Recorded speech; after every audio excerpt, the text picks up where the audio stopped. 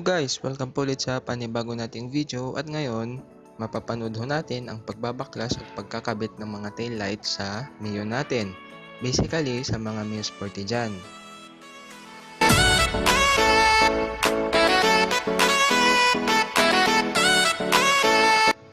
At syempre sasabihin ko rin yung mga tools na kakailanganin at mga tips para sa mga magdi-DIY din dyan.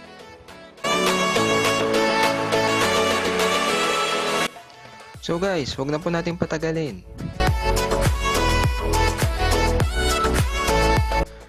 So ito yung mga tools na kailangan natin. Una, Phillips screw para sa mga bolts sa fairings. Pangalawa naman is itong 10mm socket with ratchet para sa grab bar. At syempre kailangan ko ng Allen wrench dahil may nilagay akong Allen bolt sa fairings ko, makikita nyo mamaya sa video.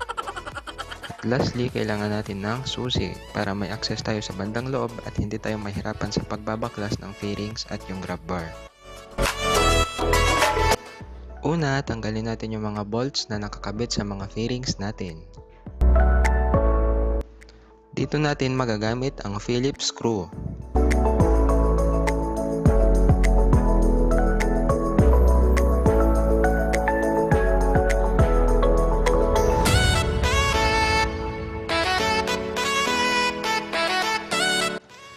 So guys, kung mapapansin po natin, tinanggal ko na po yung engine cover ko.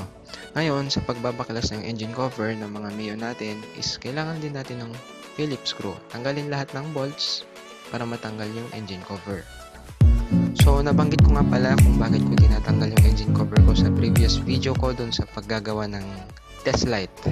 Lalagay ko yung description sa baba. Ayan. So, ito na ho yung gagamitan ko ng Allen wrench dahil Allen bolt ang nilagay ko. Pero sa mga pure stock pa dyan, basically Phillips screw lang din ang kailangan.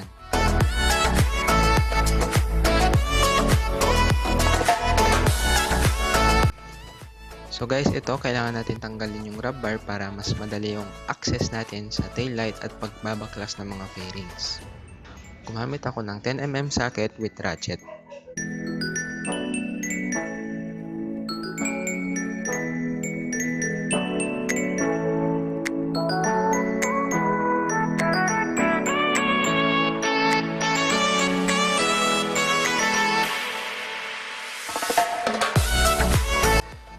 So, dahan-dahan lang po natin baklasin ang mga fairings para maiwasan po natin ang pagkasira.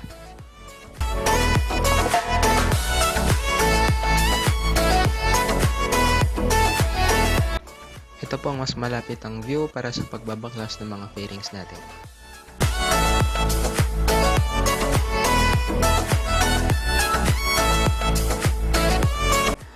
Hugutin lang natin tong female socket na nakakonekta sa taillight natin.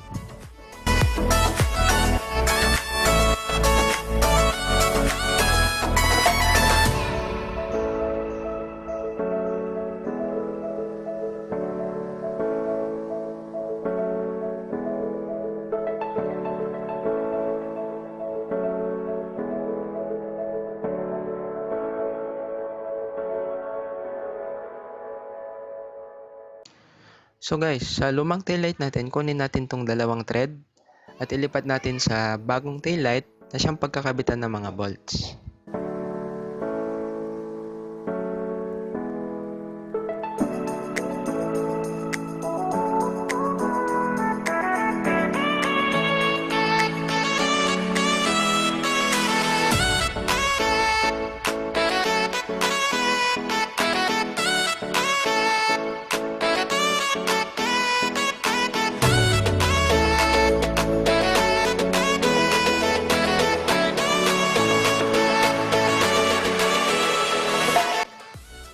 At ilagay na natin yung bagong taillight at huwag kakalimutang ikabit yung female socket.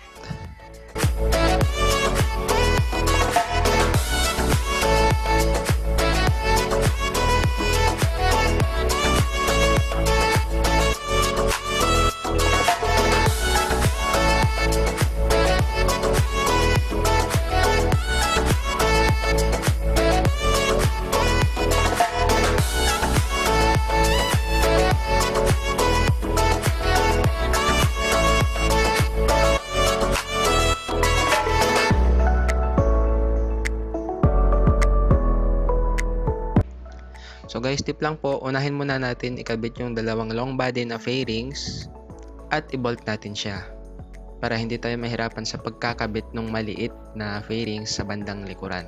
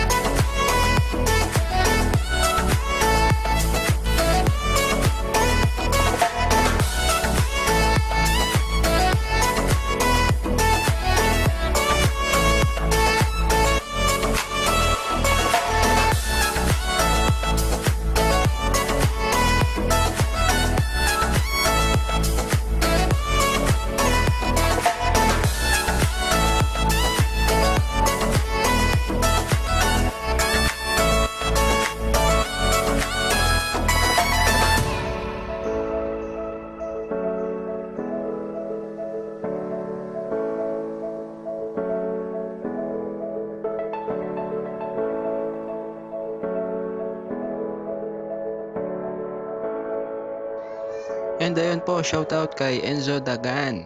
Ayan, lagi siyang nagko-comment sa mga videos, sa mga posts, sa community. Ayun, shoutout sa iyo, Paps. Ride safe and God bless.